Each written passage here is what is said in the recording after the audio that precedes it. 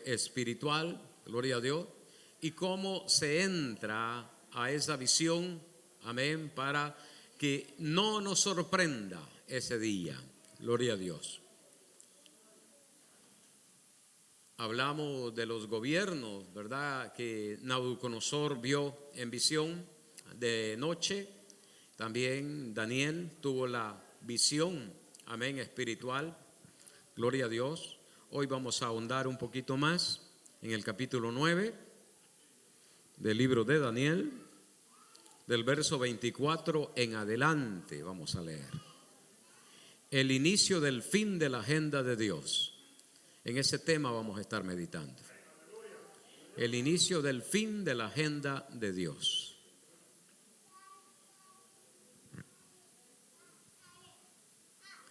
Los bautismos, hermanos, van a ser el día 27, sábado 27 de septiembre.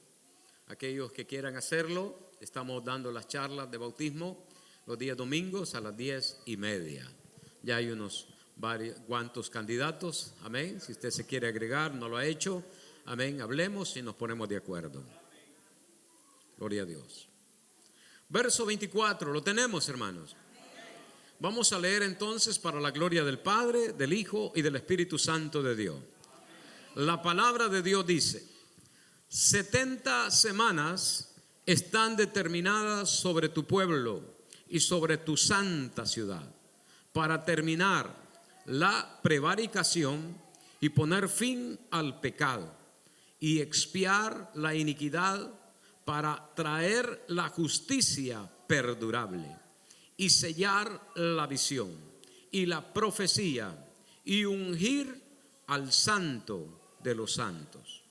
Sabe pues y entiende que desde la salida de la orden para restaurar y edificar a Jerusalén hasta el Mesías príncipe habrá 7 semanas y 72 semanas.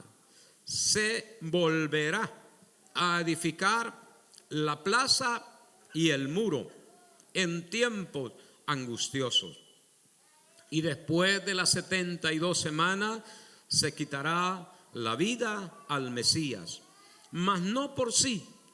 Y el pueblo de un príncipe que ha de venir destruirá la ciudad y el santuario, y su fin será con inundación, y hasta el fin de la guerra durarán las devastaciones. Y por otra semana confirmará el pacto con muchos. A la mitad de la semana hará cesar el sacrificio y la ofrenda. Después, con la muchedumbre de las abominaciones, vendrá el desolador, hasta que venga la consumación y lo que está determinado se derrame sobre el desolador. Palabra de Dios. Señor, le damos gracias en este día, rogando, Señor, que usted tome el control de mi mente, de mis labios, Señor, para dar una palabra que edifique, que bendiga, que liberte, que sane, Señor, y que nadie salga confundido, Señor, de este lugar, sino que salgamos, Señor, con la libertad del conocimiento y la esperanza, Señor, en la salvación por medio de la fe en Cristo Jesús. Gracias le damos en este día por esta bendita palabra. Amén. Gloria a Dios. Aleluya. Como decía al principio, hace 2 domingos atrás, ¿verdad?, sentí en mi corazón hablar acerca de los gobiernos de los reinos del mundo y los principales de ellos, entre ellos el reino babilónico, hermano, el medo-persa, el griego y el romano. Han sido entre los reinos o gobiernos de la tierra quizás los más poderosos, aquellos que han avanzado en territorio, conquistando, dominando, hermano, sometiendo a las naciones, ¿verdad?, a su, hermano, gobiernos. Amén. Se nos informó en el capítulo 2 del libro de Daniel acerca de ese sueño, ¿verdad?, que inquietó, que incomodó al rey Nabucodonosor, que se recordaba que había tenido un sueño, pero no sabía que el sueño en sí, ni sabía la interpretación de ese sueño. Mandó a llamar a los consejeros, caldeos, hermano, adivinos, ¿verdad? Agoreros, para que le dieran a conocer, hermano, el sueño y la interpretación. Pero fueron incapaces, ¿verdad? Porque ellos mismos reconocieron de que no había habido rey en la tierra, príncipe, que demandara tal cosa, y que tampoco, ¿verdad?, a ninguno de ellos anteriormente se les tenía la capacidad de interpretar o dar a conocer un sueño. Amén. Por lo cual el rey determinó matarlos a todos. Pero que dice que dentro de ese gobierno, de ese reino, hermano, habían traído a jóvenes hebreos, hermano, con entendimiento, con iluminación, pero sobre todas las cosas con el temor a Dios. Amén. Y que dentro de ellos estaba Daniel. Amén. Quien pidió tiempo para buscar a Dios, pedirle a Dios de que le diera a conocer el sueño y la interpretación para el rey. Dios oyó la oración, el clamor de Daniel y de sus compañeros, y les reveló el sueño y la interpretación. Amén. Por lo cual Daniel alabó a Dios, ¿verdad?, por darle esa sabiduría. También, hermano, al darle la interpretación al rey, Daniel, hermano, describe ese sueño como un hombre parado, dice, con los brazos erguidos, ¿verdad? Bendito Dios. Y que veamos esa figura como desafiando al Dios del cielo. Porque todo gobierno y reino en la tierra es ambicioso, es cruel, déspota, hermano, y que desean, ¿verdad?, conquistar al mundo entero. Los hombres, amén, en toda la historia de la raza humana, podemos encontrar, hermano, que tienen el deseo de controlar, de dominar al mundo, ya sea por la fuerza, por la inteligencia o por las diferentes maneras que han, hermano, utilizado. Quieren someter a los reinos. Podemos ver, hermano, el comunismo en los años 70, 80, 60, hermano, trataron de controlar al mundo, ¿verdad?, llevándolos un adoctrinamiento. Amén. Para que de esa forma someter los gobiernos y tener el control. Amén. También otras, ¿verdad?, como el capitalismo, hermano, que gobierna pero de una manera diferente. Gloria a Dios. Y otras formas de gobernar al mundo que los hombres quieren controlar. Hay élites en la tierra, en el mundo, hermano, que dominan el comercio, que dominan aún las mismas religiones. Amén. Para controlar la mente y el corazón de los seres humanos. Gloria a Dios. Por lo cual no es nuevo, ¿verdad?, lo que ha de venir. Gloria a Dios. Pero que a Daniel se le dice de que el plan de Dios para Israel y la ciudad santa, o sea, Jerusalén, es esta. Y describe el ángel, ¿verdad?, que está hablando con Daniel, que el Señor lo encerró en 70 semanas que deben de contarse por años. Ahí Dios establece los puntos de agenda que van a estar sucediendo a través de todos aquellos años. Bendito Dios. Amén. Y podemos ver de que en esa agenda hay puntos como que terminar con la prevaricación, ponerle fin al pecado, expiar la iniquidad y traer la justicia perdurable, y sellar la visión y la profecía. Y el último dice, ungir al santo de los santos.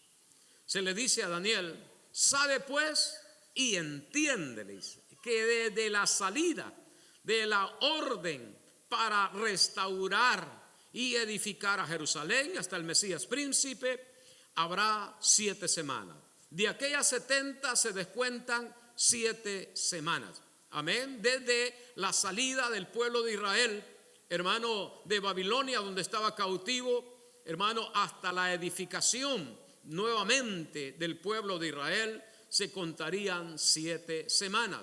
Hablamos 7 por 7 de 49 años. Amén, bendito Dios. Desde que Ciro el Grande da esa orden, ¿verdad?, de que el pueblo tiene que salir y ir a repoblar e ir a edificar el templo y las murallas de Jerusalén, hermano, se deben de contar 7 semanas. Porque allí empieza, ¿verdad?, la agenda de Dios, vuelvo y repito, para Israel y su santa ciudad, Jerusalén. Las 70 semanas, mi amado, son, ¿verdad?, agenda, puntos de agenda para Israel y la santa ciudad. Por eso se le dice a Daniel, sabe y entiende que desde la salida para restaurar y edificar a Jerusalén hasta el Mesías príncipe habrá 7 semanas. Y 72 semanas se volverá a edificar la plaza y el muro en tiempos angustiosos. A las 7 se le agregan 62 semanas más. Hablamos de 483 años corridos, ¿verdad? Que el plan de Dios está trabajando. Amén. Desde la salida hasta la venida de Cristo Jesús, hermanos, se cuentan esos años donde se restauró el templo destruido.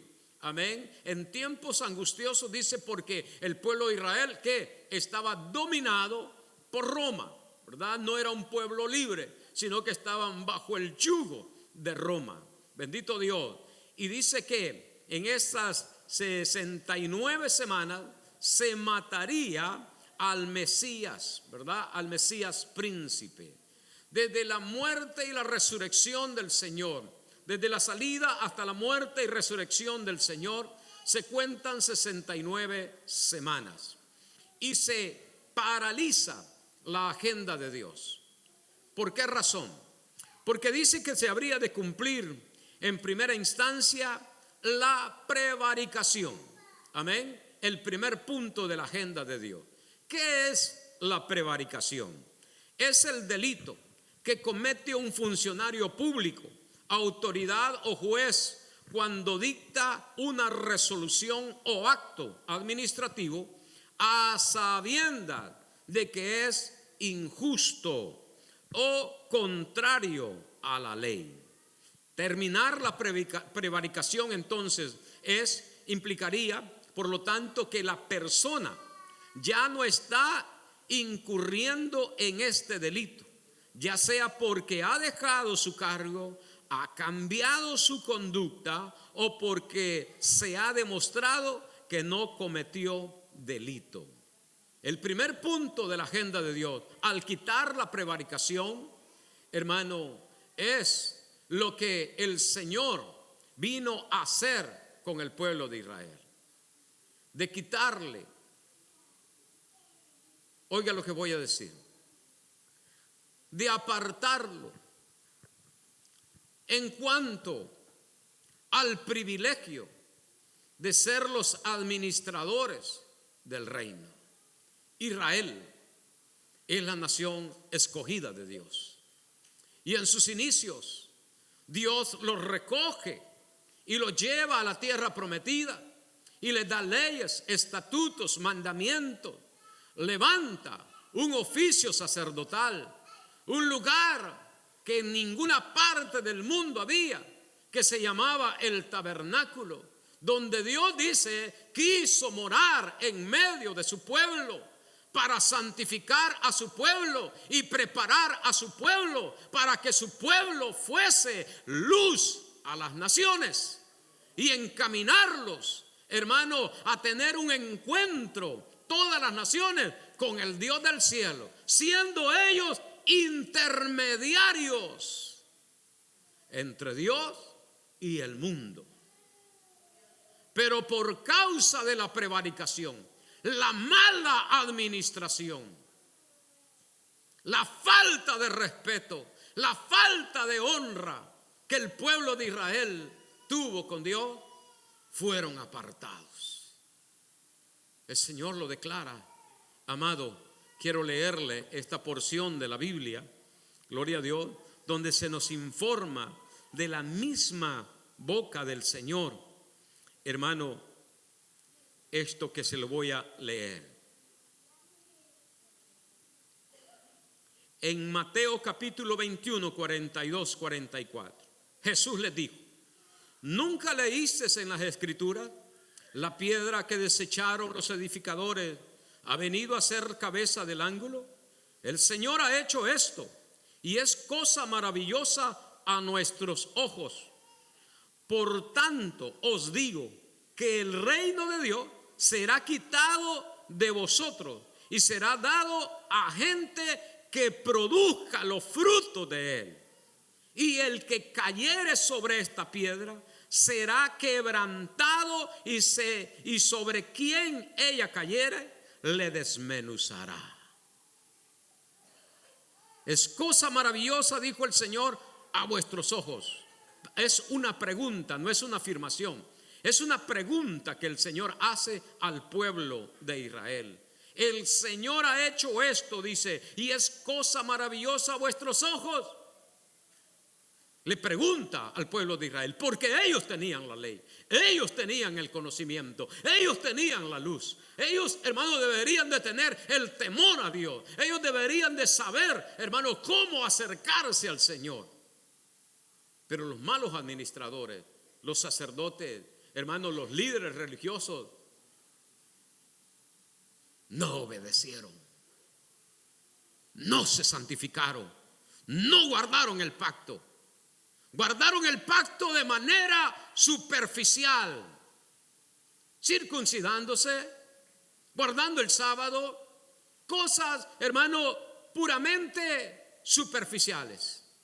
Pero el pacto verdadero que Dios quería tener con su pueblo era la relación íntima, la comunión, donde ellos fueran santos para acercarse al Dios santo, que ellos fueran justos, hermanos, para acercarse al Dios de justicia, que ellos fueran verdaderos para acercarse al Dios verdadero. Entonces el primer punto que Dios dice: vamos a quitarle prevaricación. Esos malos administradores que a sabiendas que están haciendo lo injusto, lo hacen por causa del cohecho, del dinero. Amaron más la ganancia, amaron más lo material, la bendición material, que obedecer la palabra. Entonces, al final de las 69 semanas está la muerte del Mesías príncipe, quitando de esa manera el reino, la administración, y dándosela a la iglesia. Por eso entendemos en el capítulo 16, cuando Pedro hace la confesión, donde el Señor les pregunta a ellos y le dice: ¿quién dice la gente que soy yo? El profeta, Jeremías, Elías. ¿Quién dicen ustedes que soy yo? Pedro dice, iluminado por el Padre, dice: tú eres el Hijo de Dios.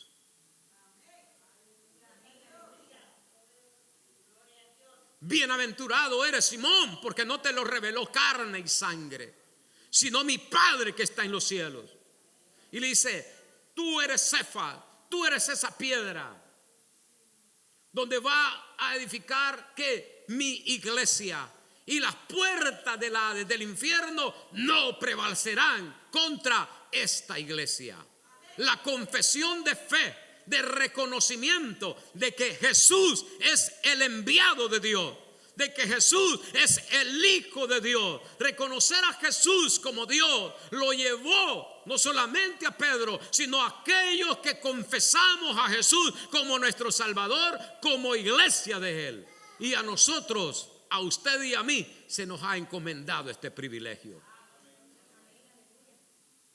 Pero si no lo desarrolla como tal, también se le será quitado por falto, por irresponsable, por no administrar los tesoros del reino de los cielos. ¿Qué responsabilidad tenemos como iglesia?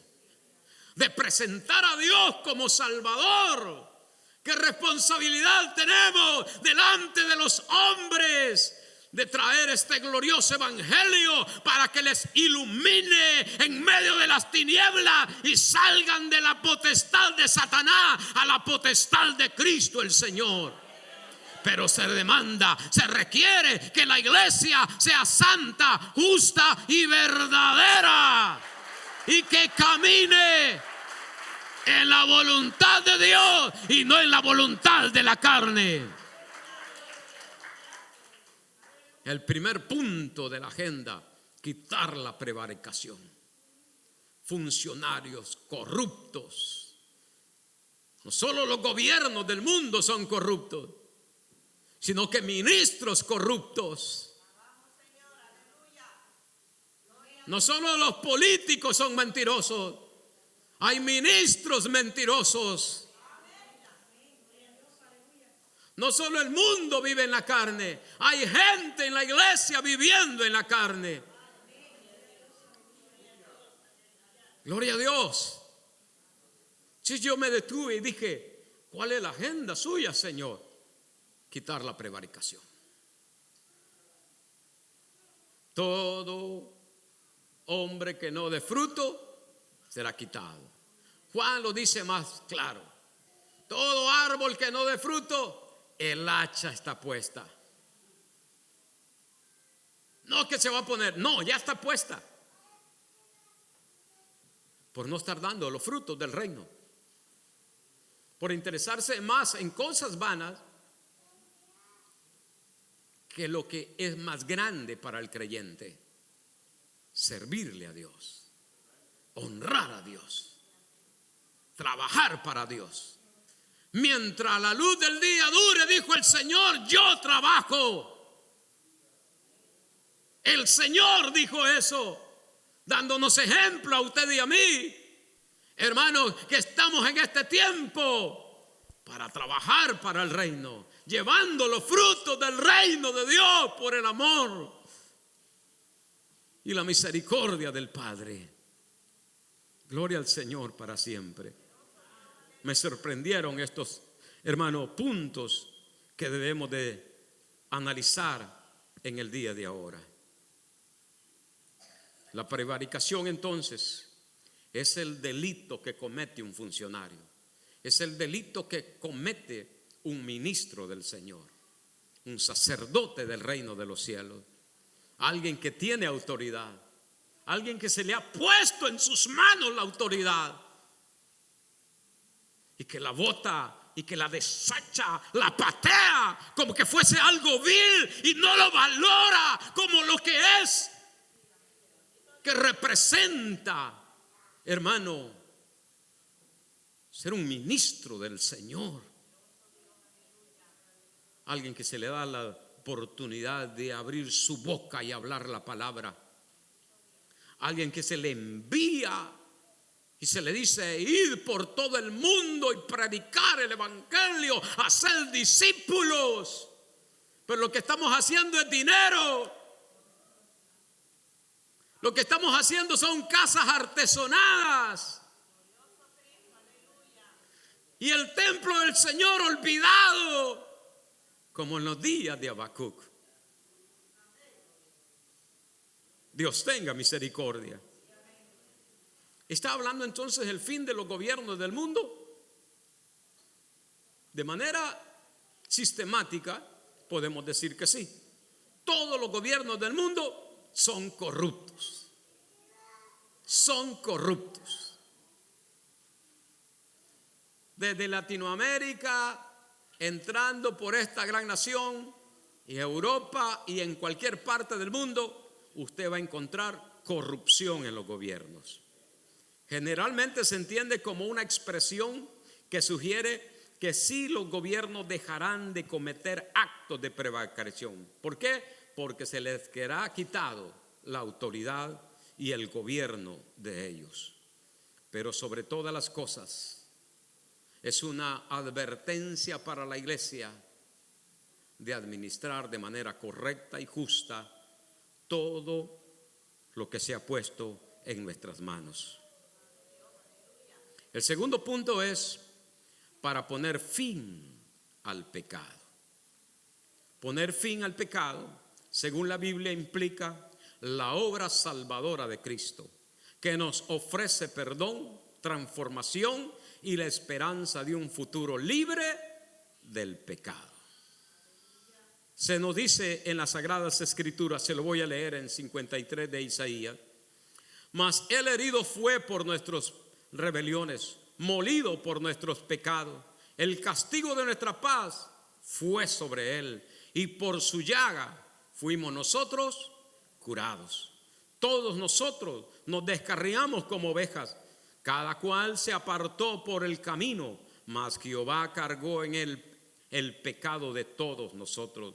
Angustiado él y afligido, no abrió su boca. Como cordero fue llevado al matadero, y como oveja delante de sus trasquiladores, enmudeció y no abrió su boca. Por cárcel y por juicio fue quitado, y su generación, ¿quién la contará? Porque fue cortado de la tierra de los vivientes, y por la rebelión de mi pueblo fue herido, y se dispuso con los impíos su sepultura, mas con los ricos fue su muerte. Aunque nunca hizo maldad, ni hubo engaño en su boca, con todo eso Jehová quiso quebrantarlo, sujetándolo al padecimiento. Cuando haya puesto su vida en expiación por el pecado, verá linaje, vivirá por largos días, y la voluntad de Jehová será en su mano prosperada. Verá el fruto de la aflicción de su alma y quedará satisfecho. Por su conocimiento justificará mi siervo justo a muchos, y llevarán las iniquidades de ellos. El fin del pecado en la obra redentora de Cristo Jesús. ¿Cuántos lo creemos?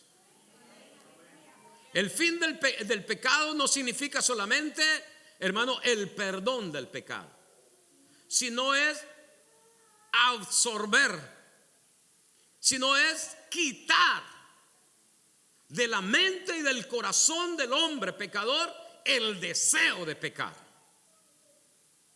La iglesia no solamente ha recibido te voy a perdonar, sino que la iglesia ha sido habilitada, ayudada y socorrida por el Espíritu Santo de Dios para que el pecado ya no gobierne más en mí.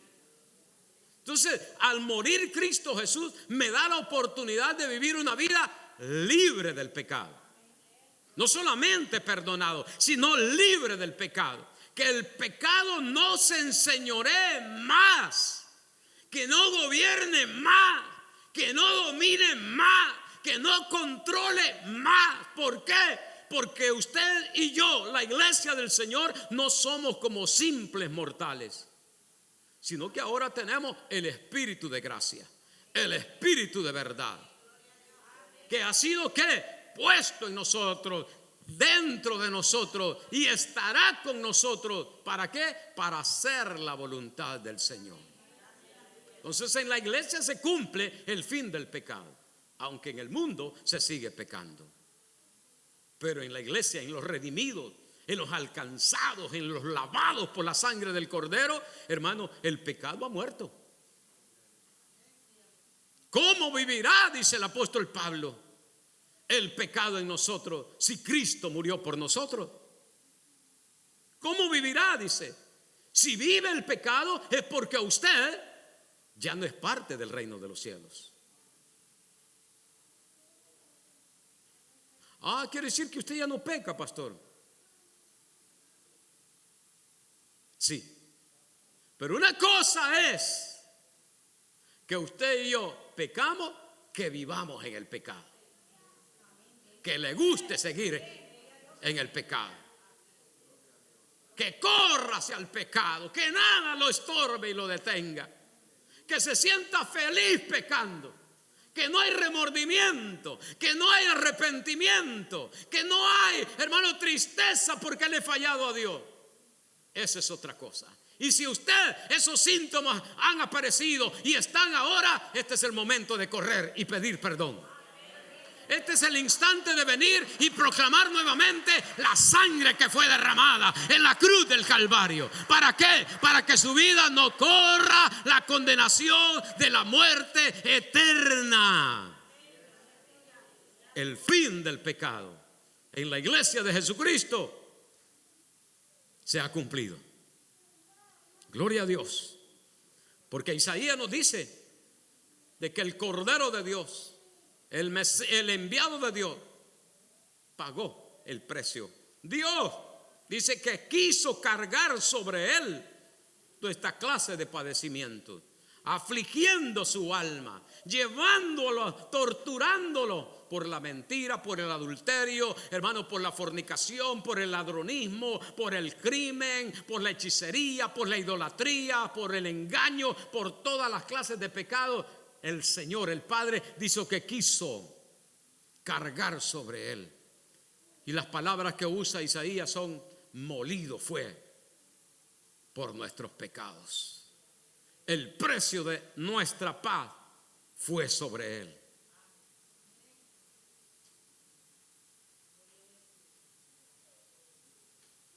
Esto es importante saberlo. Que viene un tiempo donde el pecado ya no va a existir más, pero es en el futuro. El pecado ahorita gobierna en la vida y en la mente de los no convertidos.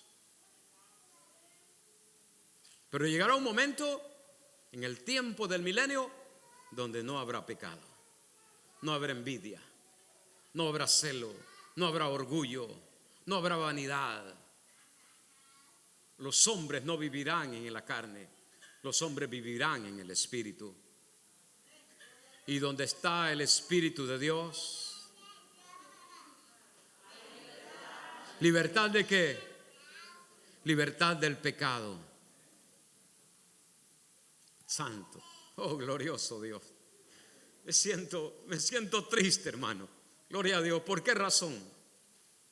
Porque muchos experimentamos la libertad, pero ya no somos libres. Conocimos la libertad, pero amamos más las cadenas, amamos más la prisión, ese olor de humedad de la cárcel del pecado. Esos barrotes los extrañamos. Esa cautividad la anhelamos y corrimos nuevamente a ella. Por eso cuando el Pablo dice que donde está el Espíritu de Dios, ahí hay libertad. Porque donde está el Espíritu de Dios, somos redarguidos. ¿Verdad? Cometemos esto y dice: oh Señor, perdone papá, lo dije, lo hice, no me di cuenta. Inmediatamente, hermano, vamos y corregimos ese error, porque allí está el Espíritu de Dios. Pero donde no está el Espíritu de Dios, se comete, y ya ni el corazón recibe, porque está endurecido y está envanecido por el pecado. Pero la agenda de Dios trae el fin del pecado. ¿Por medio de quién? De su enviado, de su Mesías, de su ungido, Cristo Jesús. En tercer punto, para expiar, dice, la iniquidad. La iniquidad no es lo mismo que el pecado. Mire lo que significa la iniquidad. La iniquidad, podemos decir que se refiere a la eliminación de la culpa y del castigo por el pecado, permitiendo la reconciliación con Dios. La iniquidad representa, hermano, la condición en que el ser humano está, ¿verdad? Que tiene el hábito, que tiene la costumbre y que tiene la insidia por hacer lo malo o cometer el pecado. No es que el pecado venga de afuera, ya dentro de nosotros la iniquidad está. Y cuando aparece el pecado, estamos en disposición de hacerlo. En la Biblia la iniquidad se refiere a una maldad profunda, a veces descrita como una disposición pecaminosa o una tendencia a la maldad. Se diferencia del pecado ocasional, ya que implica una forma más arraigada de maldad. Es como el cáncer en la cuarta fase, el cáncer, donde está arraigado en las células, en las entrañas, y ya no hay tratamiento, sino que ha invadido de tal manera que ya no se puede hacer nada. La iniquidad es eso.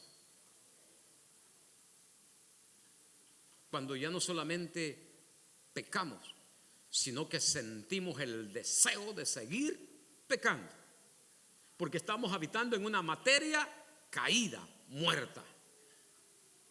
Quiere decir de que la redención que hubo cuando acepté a Cristo, hermano, desapareció. Porque amé más al pecado, permití más que la iniquidad controlara que la santidad y la regeneración por el Espíritu Santo.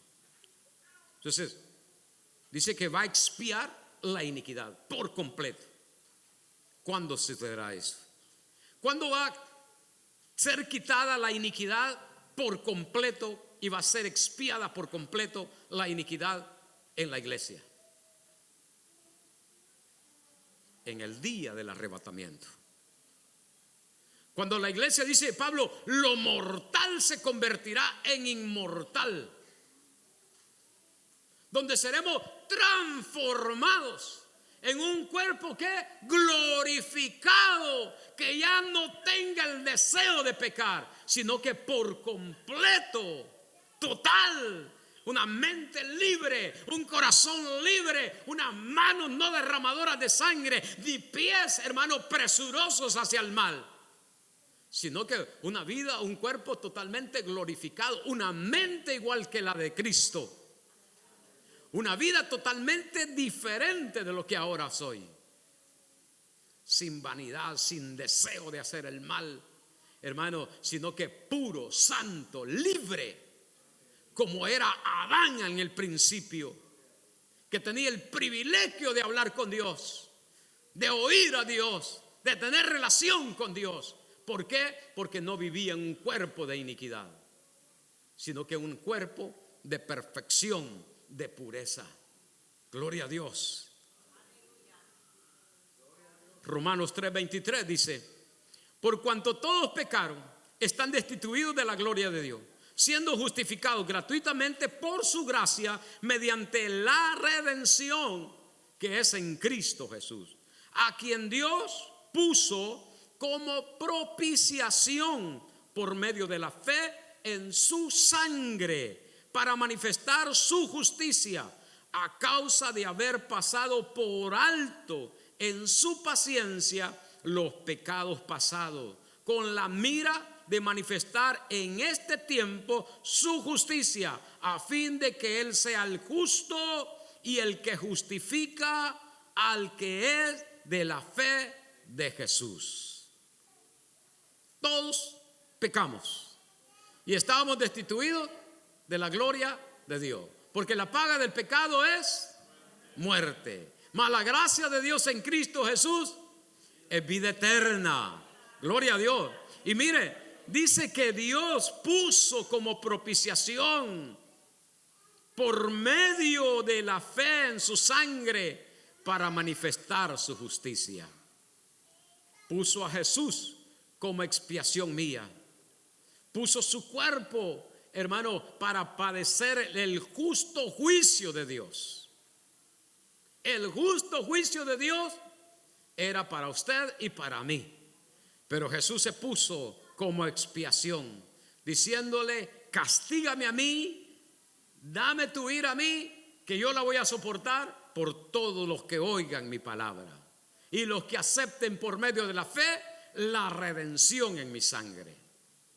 Y por eso usted y yo no seremos castigados, porque hubo alguien especial que se puso a favor nuestro. Quitará entonces, pondrá para expiar la iniquidad. El cuarto punto, para traer la justicia perdurable. Una justicia que será para siempre. Esto es un estado de justicia que es permanente y que se establecerá completamente en el futuro, especialmente en el contexto de la profecía bíblica. Se asocia con la venida del Mesías y el establecimiento del reino de Dios, donde la justicia prevalecerá sobre el pecado y la iniquidad. El Señor tiene estos puntos importantes en su agenda antes de entrar a la última semana que estaremos hablando. La justicia perdurable de Cristo nos otorga el perdón, la eliminación de la iniquidad, para que vivamos una vida de consagración al Señor.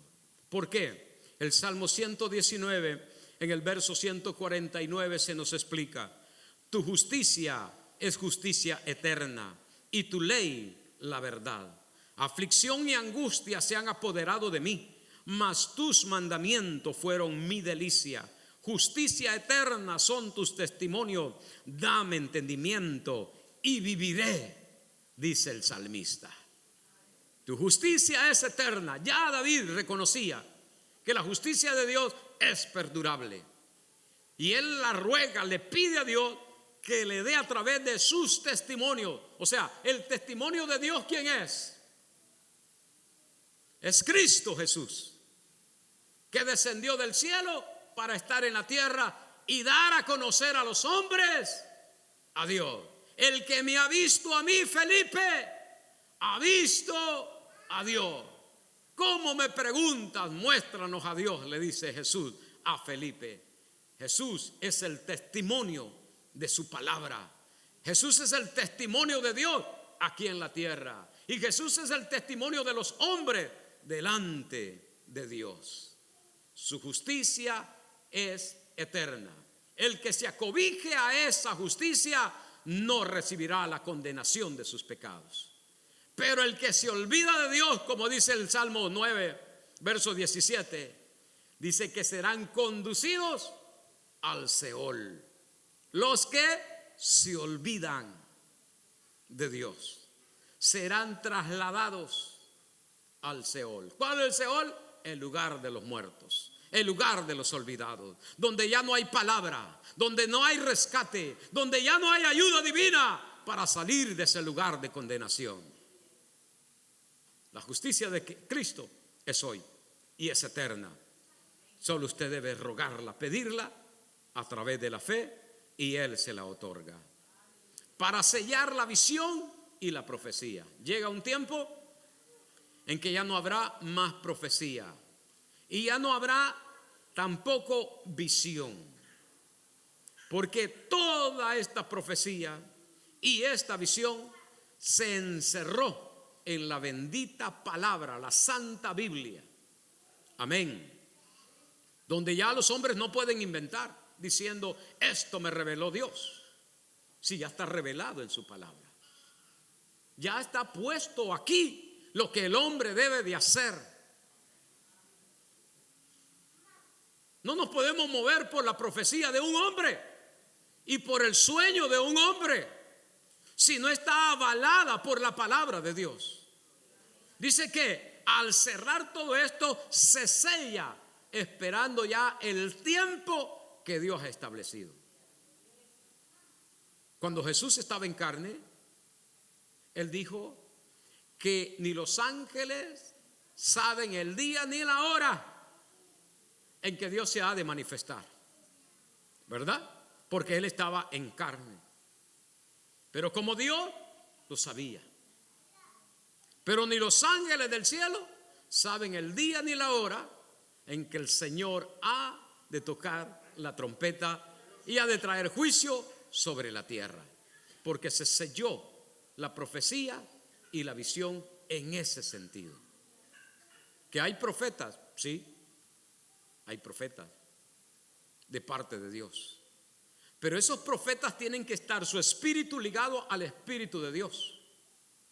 Y no pueden andar errantes por allí, hablando cosas como adivinos acerca de las cosas que han de venir a las personas y no lo que la palabra de Dios dice. Zacarías capítulo 13, lo voy a leer. En el verso 2 dice: en aquel día, dice Jehová de los ejércitos, quitaré de la tierra los nombres de las imágenes y nunca más serán recordados.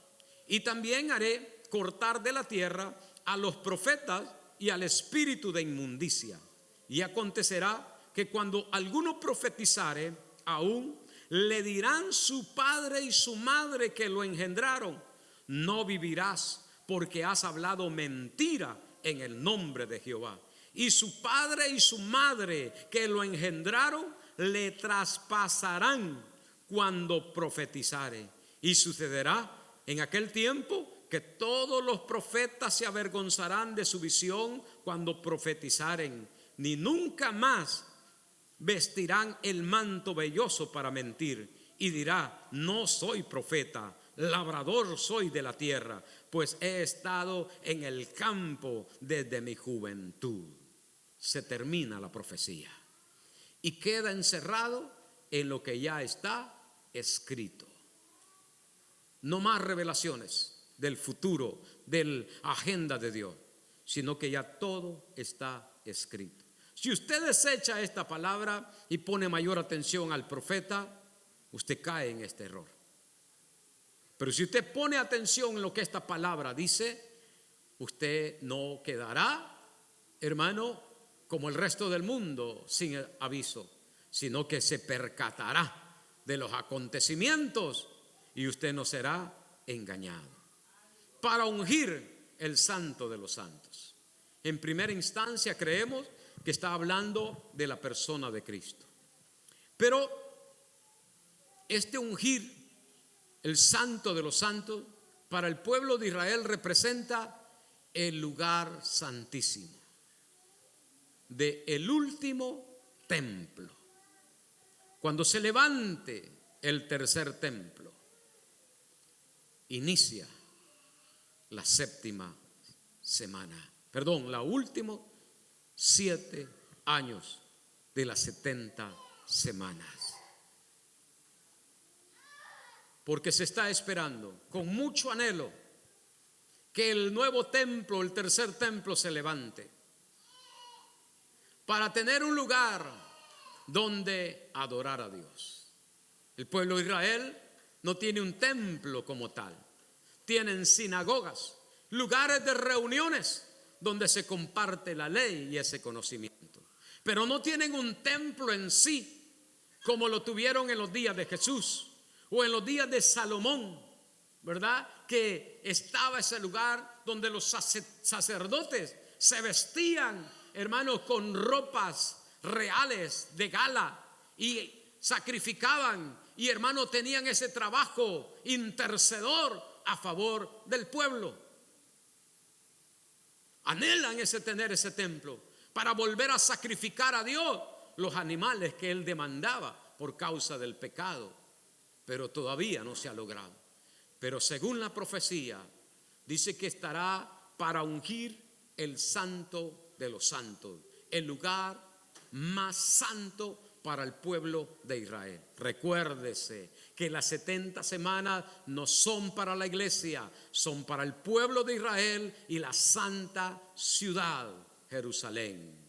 Y se nos informa de que habrá ese ungimiento, esa consagración, ese dedicamiento especial donde el sumo sacerdote entrará y expiará por causa de los pecados del pueblo una vez al año. Pero en ese templo, en ese lugar, vendrá a sentarse el inicuo, el desolador, que hará pacto con Israel por una semana. Pero a la mitad de la semana dice que romperá el pacto y se sentará, dice, en el lugar de Dios. y se llamará a sí mismo Dios y demandará que la nación de Israel le rinde culto, tributo, alabanza, si no quieren ser perseguidos. Entonces termina las 69 semanas de ese tiempo de administración de la iglesia que hemos tenido desde la resurrección de Cristo hasta el día que esto suceda. En este lapso no hay número, porque han pasado ya más de 2000 años de la resurrección de Cristo. Y el Señor, antes de irse al cielo, dijo: toda potestad me ha sido dada en los cielos y en la tierra. Por tanto, dijo, id y haced discípulos en todas las naciones, bautizándolos en el nombre del Padre, del Hijo y del Espíritu Santo, enseñándoles que guarden todas estas cosas. Y he aquí, yo estoy con vosotros hasta el fin.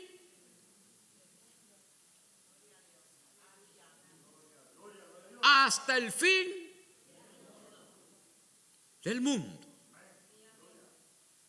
Donde el mundo empezará a ser juzgado por sus obras, por su comportamiento, por su rebelión y por su pecado.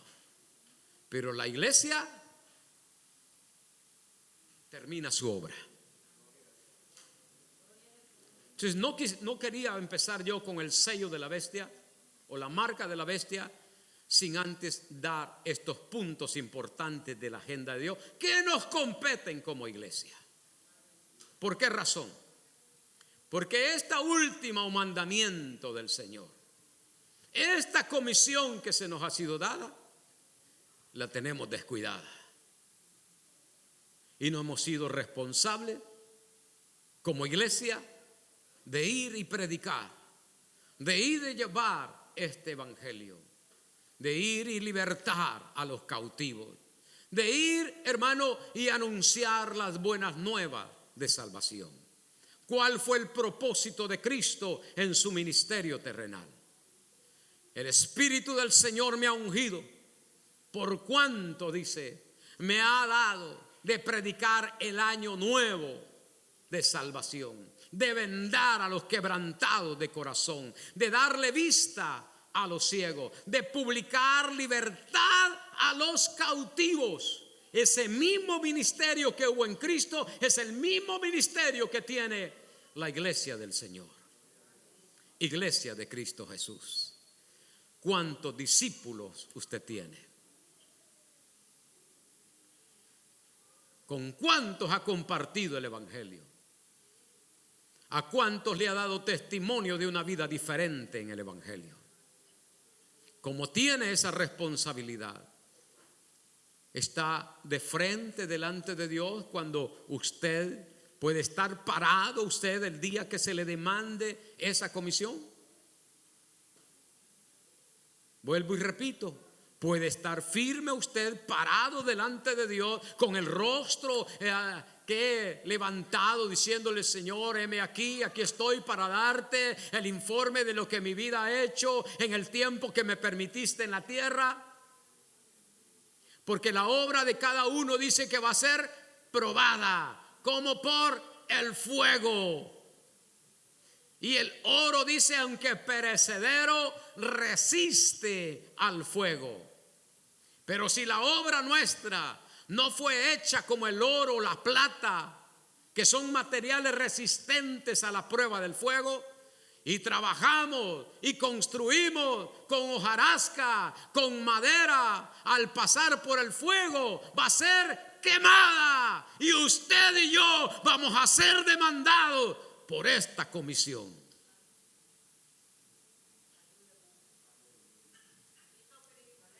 Dios tenga misericordia. Porque yo me atreviera a decir, el 90% de la iglesia necesitamos reconciliarnos. Y no me excluyo, me incluyo. Necesitamos reconciliarnos por lo cobarde, por lo rebelde, por lo contrario a la palabra de Dios. Porque no hemos tomado en cuenta la palabra bendita del Señor. El Señor le dijo: lo que ustedes desecharon ha venido a ser la piedra del ángulo del edificio. Y por cuanto son prevaricadores, por cuanto fueron funcionarios malos, por cuanto no quisieron obedecer, el reino les es quitado y se lo es dado a otro pueblo. Que Pablo dice: ustedes no eran pueblo y ustedes no eran amados, pero han venido a ser pueblo y han venido a ser un pueblo amado. ¿Quién? Usted y yo, hermano. La iglesia del Señor. Bendito Dios. Y antes que aparezca el último imperio sobre la faz de la tierra, que va a ser cruel, que va a gobernar, que va a dominar, que va a controlar, usted y yo tenemos que ponernos a cuenta. Antes que venga la imposición de la marca de la bestia, la iglesia tiene que ponerse a cuenta, teniendo el sello del Espíritu Santo, la marca del Espíritu Santo, hermano, como que garantía de vida.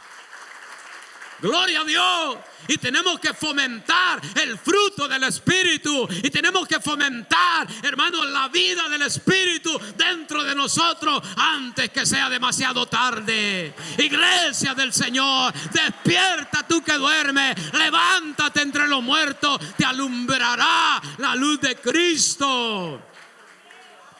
Vístete de las armas de la luz.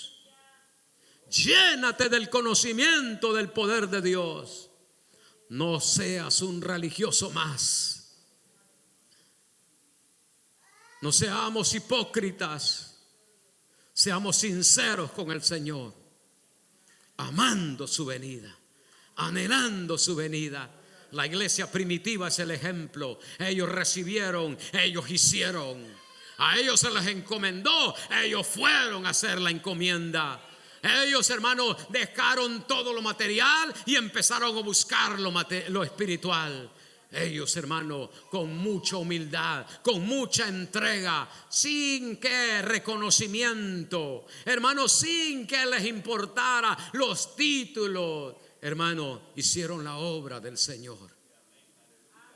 Sin títulos, sin reconocimiento, sin aplausos, al contrario, fueron burlas, fueron, hermanos, escarnios sobre ellos, les despojaron de lo poquito que tenían, los mataron, gloria a Dios, pero llevaron, ¿qué? El olor fragante del conocimiento de Cristo.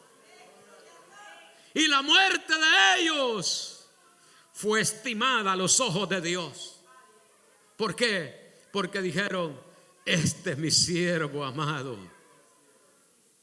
Como el Señor llama a Antipas, mi testigo fiel. El Señor Jesús hace diferencia entre toda la iglesia y le dice: Antipas es mi testigo fiel. Habrá un testigo por lo menos acá de Jesús. No le voy a poner fiel, pero habrá un testigo aquí de Jesús que dé testimonio de Él, que viva para Él, que ame su venida, que lo espere día y noche.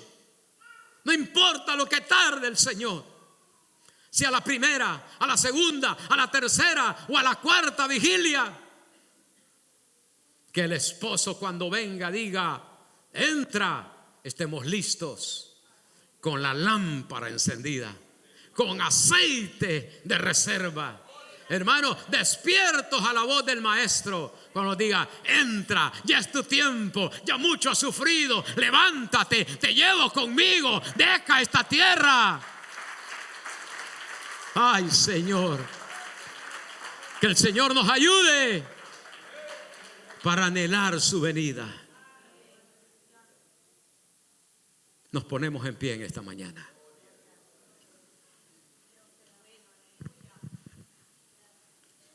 Padre, predicado su palabra, como usted la hizo sentir, Señor, dentro de mí.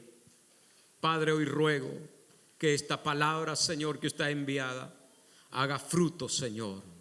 De Señor, aleluya, por la cual usted la envía, que tenga el cumplimiento del propósito suyo.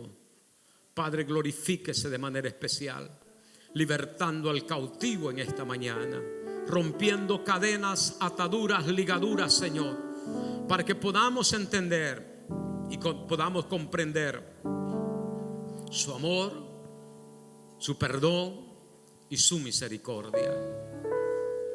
Sabemos que su pueblo Israel, Señor, tiene promesas grandes en el tiempo futuro, pero su iglesia, Señor Jesús, en este presente tenemos promesas, tenemos cobertura y tenemos la bendición de su Santo Espíritu. Por eso ruego que el poder suyo, Espíritu Santo, ministre, liberte, salva, redime, levanta de toda condición de pecado.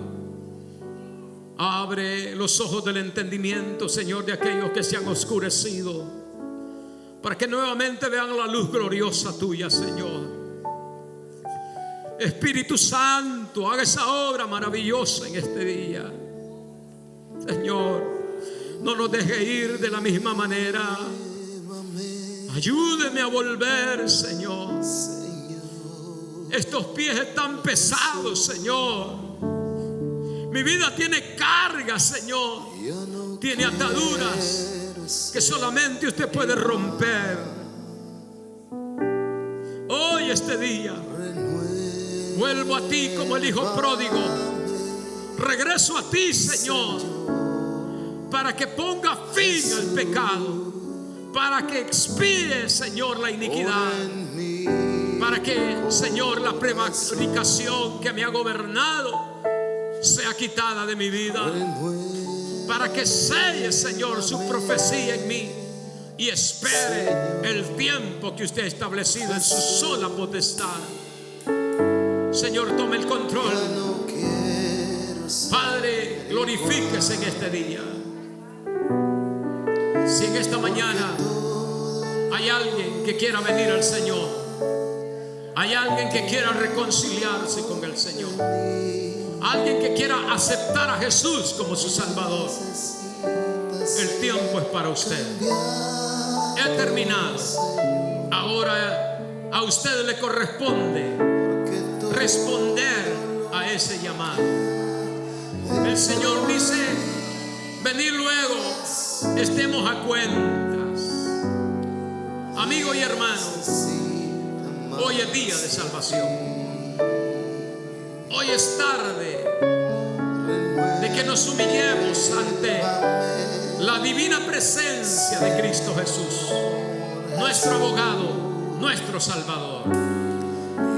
Para que mi vida, su vida no corra peligro, es necesario hoy aceptarle, reconciliarnos con Él antes que sea demasiado tarde.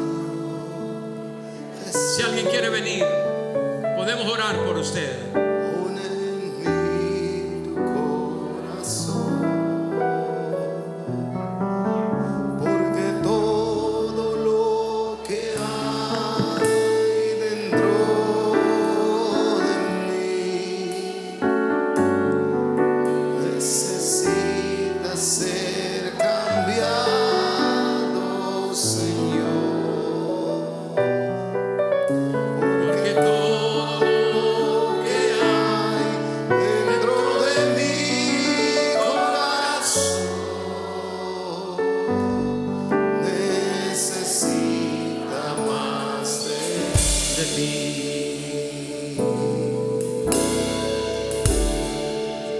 Gloria a Dios.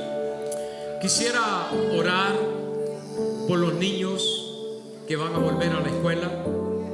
Si me lo permiten y pueden pasar, para que el Señor los guarde, para que el Señor los libre de todo mal, de cualquier mano que quiera atentar contra sus vidas, de cualquier peligro que pueda suscitar a lo largo de este año lectivo. Y que el Señor derrame sabiduría, el Señor les dé inteligencia, la capacidad de cursar con éxito este tiempo de la escuela. Yo voy a rogar a toda la iglesia que extienda sus manos para acá.